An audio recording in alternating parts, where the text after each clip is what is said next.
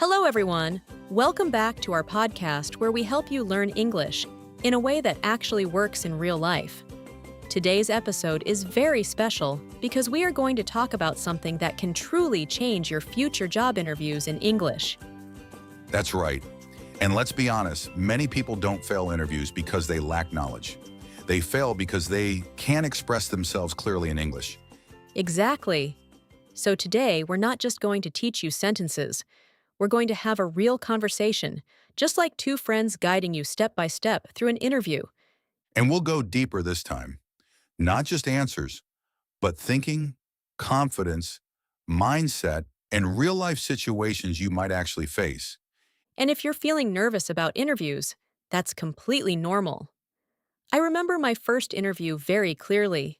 My heart was racing, my hands were cold, and I kept thinking that I was going to mess everything up. Same here. I even forgot a simple sentence that I had practiced many times. That's how pressure works. But the important thing is not to eliminate nervousness, it's to manage it. Nervousness means you care about the opportunity. So let's imagine you are standing outside the interview room. You take a deep breath, you fix your posture, and then you walk in. The first thing you say matters a lot. You don't need anything complicated. Just say, "Good morning, it's a pleasure to meet you." And say it with a small smile. Confidence is not just about words, it's about how you present yourself. Even if your English is simple, your attitude can leave a strong impression. Also, don't rush. Speak slowly. Many students try to speak fast to sound fluent, but that creates more mistakes. Yes, slow English is clear English, and clear English is powerful. Then the interviewer will usually ask you to sit down, and after a few seconds, you will hear the most common question in the world. Tell me about yourself. This is where many people get confused. They either say too much or they freeze completely. So let's make it simple. You just need three things: who you are, what you have done, and what you want to do. For example, you can say, "My name is Ali. I recently completed my MBBS, and I have a strong interest in patient care. I am a hardworking and responsible person, and I always try to improve my skills." You can also add one small personal strength. For example, I am good at communication and teamwork. That makes your answer more complete without making it too long. And remember, the interviewer is not looking for perfect English.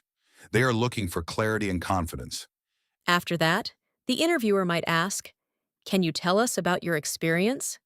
If you don't have much experience, don't panic. Yes, you can say, "I'm a fresh graduate, but during my studies, I worked on different projects and gained practical knowledge." Or you can mention internships, clinical rotations, or any small experience. Because experience is not always about jobs, it's also about learning. Then comes the question, why do you want this job? Now, this is your chance to show your intention. Don't just say that you need a job. Everyone needs a job. Instead, say something meaningful like, I want this job because it matches my skills and interests. I believe I can learn and grow in this environment.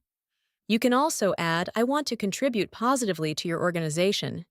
That shows that you are not just thinking about yourself. Then comes another important question. Why should we hire you? This is where confidence plays a big role. Many people feel shy here, but this is your moment to speak about yourself. You can say, "I believe I'm a quick learner, I work well in a team, and I'm always willing to improve myself." You can also give a small example. For instance, during my studies, I handled responsibilities under pressure and completed my tasks on time. Examples make your answer stronger and more believable. Now let's talk about the question that almost everyone is afraid of. What is your weakness? Yes, this question makes people uncomfortable because they don't want to say anything negative. But the trick is not to hide your weakness. The trick is to show growth. For example, you can say, "I sometimes overthink my work, but I am learning to manage my time better." Or I used to feel nervous while speaking in public, but I am improving by practicing regularly. This shows honesty and effort. Another common question is, where do you see yourself in 5 years? Many people give very unrealistic answers here. Keep it simple and realistic.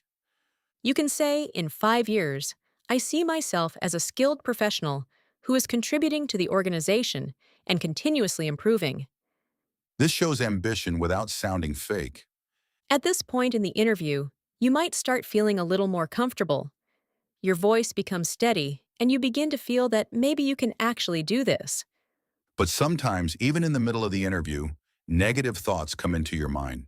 You start thinking that maybe others are better than you or your English is not good enough. If that happens, take a small pause, breathe, and continue. And remind yourself of something very important. You are sitting in that room for a reason. You studied, you worked hard, and you reached this stage. You deserve to be there. English is just a language. It does not define your intelligence or your value. Now let's talk about one more situation. Sometimes the interviewer may ask a difficult or unexpected question. If you don't understand the question, it's okay to ask politely. You can say, "Could you please repeat the question?" Or could you please explain that again? This is much better than giving a wrong or confusing answer. Also, take a second before answering. You don't have to reply immediately. Thinking before speaking actually shows maturity. Towards the end of the interview, the interviewer may ask you, "Do you have any questions for us?" And this is a very important moment. Never say no. Instead, ask something simple and professional like, "I would like to know more about the team and the work environment." You can also ask, "What are the main responsibilities for this role?" This shows that you are interested and serious about the job. Finally, when the interview is about to end, you should close the conversation in a polite and confident way. You can say, "Thank you for this opportunity. It was great speaking with you." You can also add, "I look forward to hearing from you." That creates a positive final impression. And after the interview, don't overthink too much. Yes, many people keep replaying every mistake in their mind. Instead, focus on what you did well and what you can improve next time. Because every interview is a learning experience. Before we finish, let's remind our listeners of one important thing. You do not need perfect English to succeed in an interview. You need clear and confident English.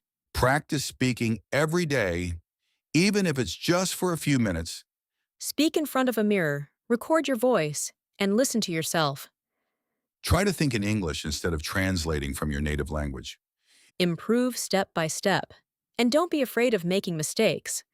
Because every mistake is part of your progress. And one day, you will sit in that interview room with confidence, and you will realize how far you have come. If this episode helped you, share it with someone who is preparing for a job interview.